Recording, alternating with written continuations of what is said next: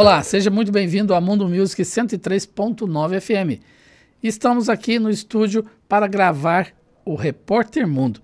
E hoje vamos conversar com a professora Simone Botelho, ela que é diretora do Instituto de Ciências da Motricidade da Unifal-MG. E ela está organizando um congresso internacional em Alfenas que vai tratar sobre o Simpósio Internacional Multidisciplinar de Assoalho Pélvico. Professora, muito obrigado por ter aceito o nosso convite e estar participando do Repórter Mundo. Eu que agradeço a recepção aqui, a oportunidade de dividir isso com as pessoas também, para que a gente possa falar um pouquinho das disfunções do assoalho pélvico e do simpósio que a gente está organizando. O nome é bem diferenciado, né? Assoalho pélvico. Do que se trata? Então, assoalho pélvico é o que as pessoas conhecem, é uma parte do corpo, né? Mas a gente trata especificamente do assoalho pélvico porque as pessoas conhecem mais vulgarmente como a pelve, né? Sim. Que a gente fala a bacia. Certo. Né? Tô com problema na minha bacia. Uhum. E o assoalho pélvico, ele é complexo. E ali a gente sabe que existem vários órgãos que estão alojados ali.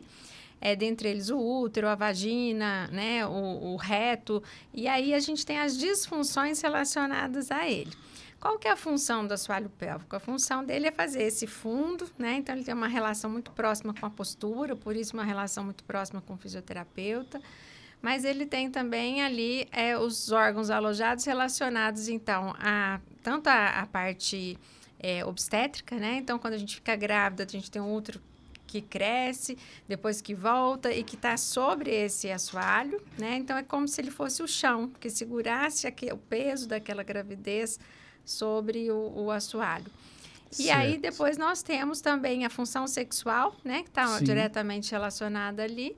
E também o reto. Então, as disfunções de ordem intestinal também estariam relacionadas ao assoalho pélvico. E é uma Por isso área... ele é muito complexo. Sim, e é uma área, pelo que você está dizendo, é uma área muito complexa e deve ter uma certa atenção para evitar possíveis doenças. Exato.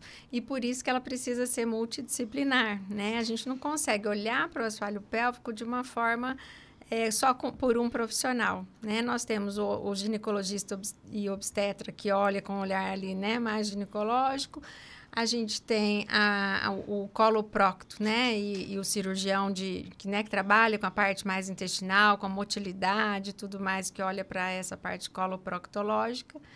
E a gente tem o urologista que trabalha com as disfunções, né, da bexiga em si. Então, aí nós teríamos as incontinências, as alterações de esvaziamento. E nós temos o fisioterapeuta e o enfermeiro, que muitas vezes vem com esse intuito de formar a equipe e fazer esse olhar interdisciplinar.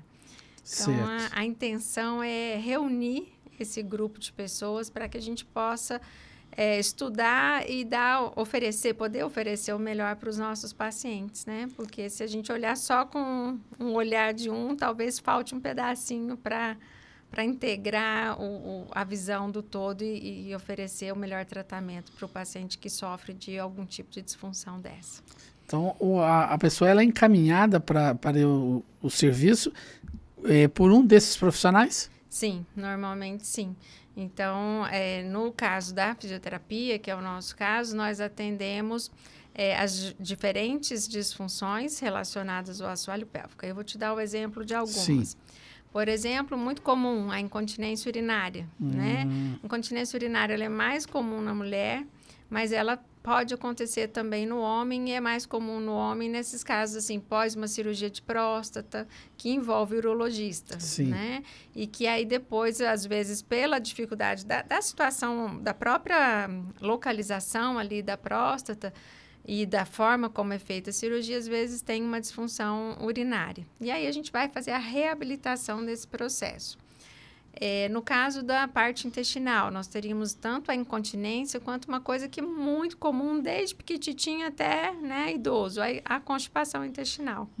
Então, nós também abordamos de forma multidisciplinar e aí entram outras especialidades, por exemplo, a nutrição, né, que é tão importante porque quando a gente fala de alimentação, a gente sabe que a nutrição, né, tem todo um know-how para poder fazer a orientação mais específica. E aí a gente tem também as outras disfunções que as pessoas conhecem, por exemplo, como bexiga caída. Ah, tá. Ai, minha avó fez cirurgia de bexiga caída. A gente já Sim. ouviu falar isso, né? Sim. O que é a bexiga caída? É um órgão que saiu ali, às vezes, do lugar pela falta de estrutura desse assoalho. A gente chama de assoalho, como se, eu explico sempre para os nossos pacientes, como se fosse uma casa. Nossa barriga aqui, nossa pelve fosse uma estrutura. E aí a gente tem as paredes, né, que envolvem. Sim. A gente tem um conteúdo ali dentro, que são esses órgãos, e a gente tem o chão, né? E tem o teto. O teto é a parte respiratória, porque né, a nossa respiração está totalmente relacionada aqui com esse envoltório todo. E o assoalho é, muitas vezes, assim, uma coisa que está tão interna que a gente não... Tem gente que não sabe que tem, né? A gente fala, nossa, mas eu tenho assoalho pélvico. Todo mundo tem.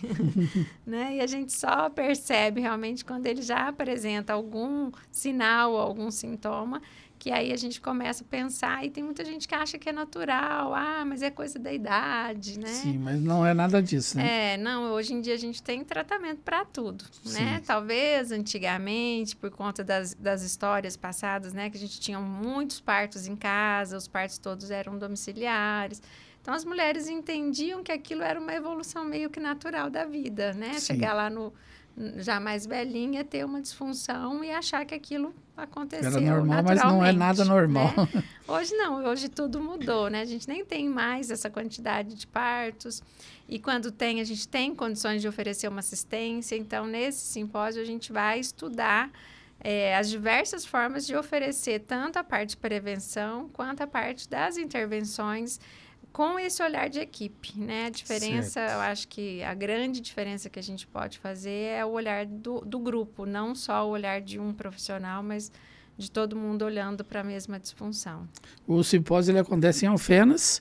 Quais são os dias? E vocês pretendem, como você já começou a falar sobre as abordagens que vão ter lá, o que vocês pretendem trazer de especialistas e o que será abordado nesse simpósio internacional? Tá. Então, esse simpósio acontece em 18 e 19 de maio e a gente vai fazer esse ano 2 vertentes diferentes. A gente percebeu, Américo, que o mundo mudou também depois da pandemia, né? Aí veio a pandemia, nós passamos aqueles eventos que eram presenciais, que a gente prezava tanto, para os eventos online. E as pessoas também cansaram um pouco e identificaram que hoje, para sair de casa, para valer a pena sair de casa, porque a gente já tem um pouco, né, do conhecimento, já tem mais facilidade do conhecimento, então, as pessoas querem algo diferente. E eu tenho hoje 25 anos, esse ano, de docência nessa área.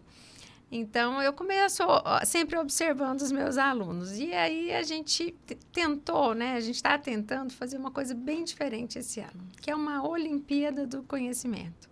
Interessante. Então, o que nós vamos fazer? Um simpósio com uma vertente mais acadêmica, onde a gente possa receber, né, acadêmicos de todos os lados que queiram participar da Olimpíada, ou seja, aprender brincando, né? A gente foi criando um projeto inovador para tratar o conhecimento, né, mas de forma um pouco mais leve, justamente por perceber que o público mudou. Hoje dificilmente a gente faz um simpósio que leva todo mundo para dentro da sala e fica lá muito tempo falando. Só falando, né? falando, assim.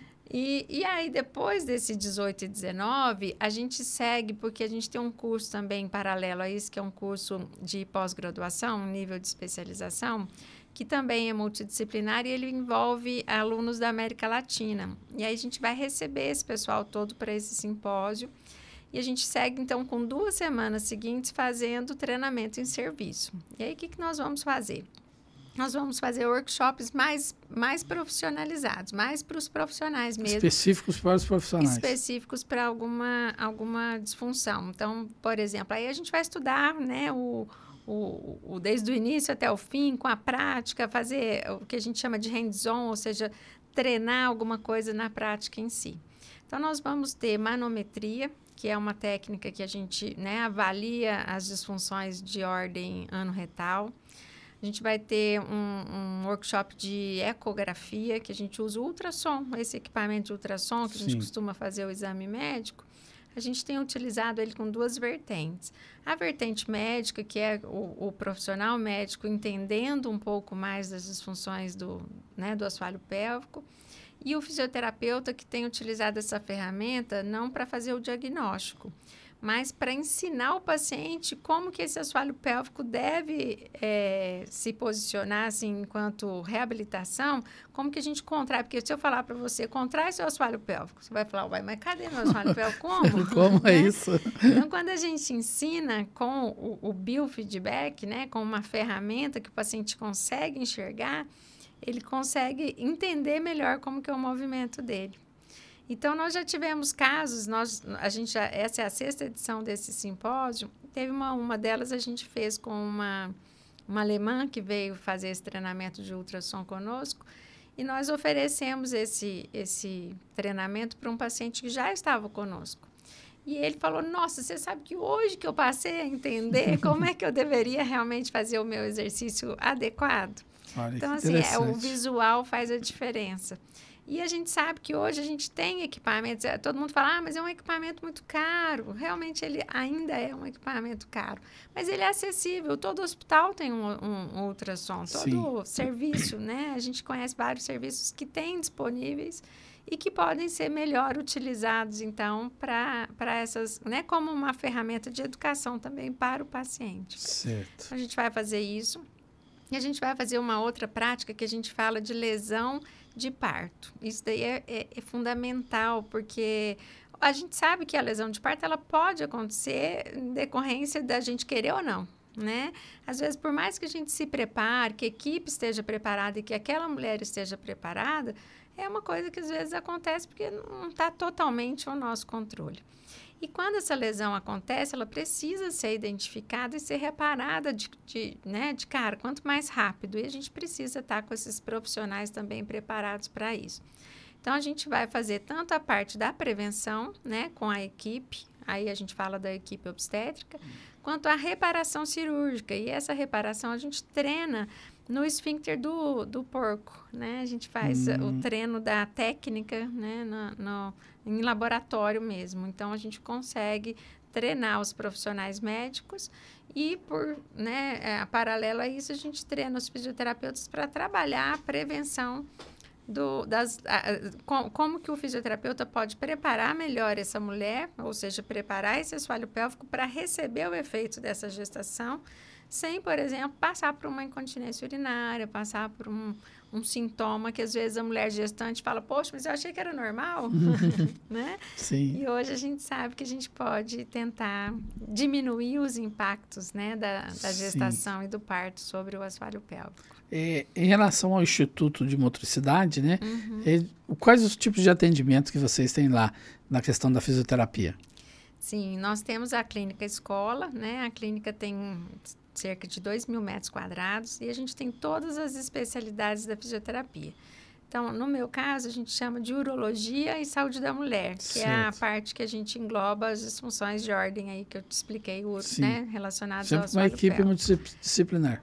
Isso, e a intenção é sempre trabalhar com a equipe interdisciplinar.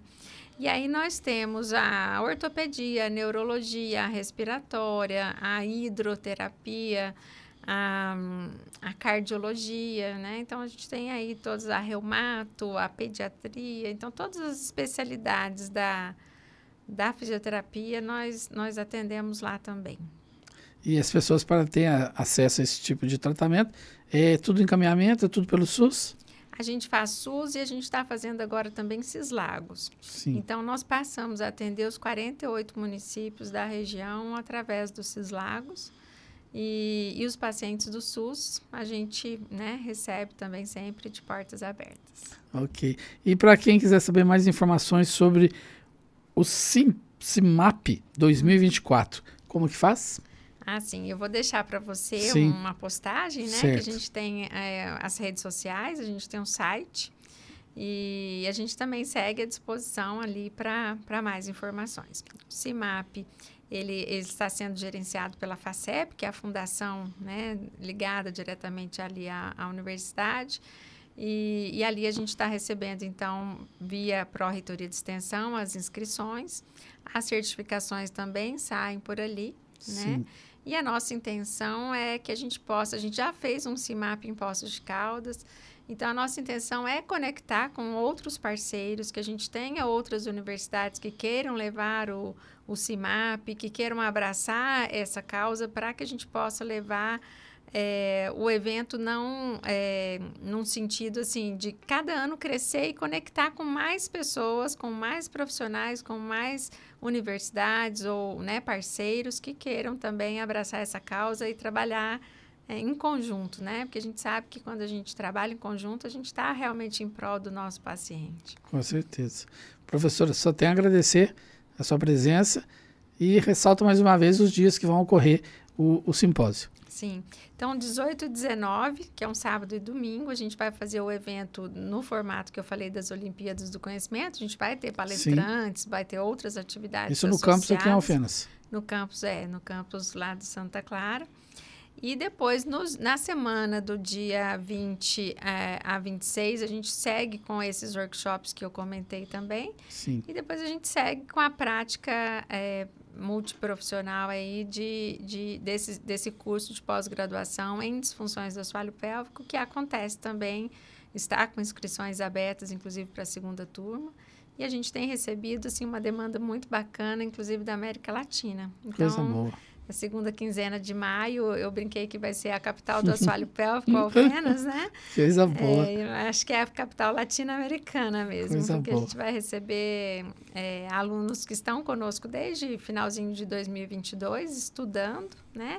E a gente vai fazer a finalização do curso deles aqui com essa prática. Certo. Então, vai ser bem bacana, porque realmente, né, Alfenas está tomando uma proporção aí de reconhecimento, né? Porque eu sempre falo que a Alfenas tem um reconhecimento muito grande pela saúde, pela educação, e nós queremos nos tornar referência também na especialidade de assoalho pélvico, porque nós temos aqui na cidade excelentes profissionais e temos, né, condições de oferecer um pouquinho para a América Latina do que a gente vem desenvolvendo aqui.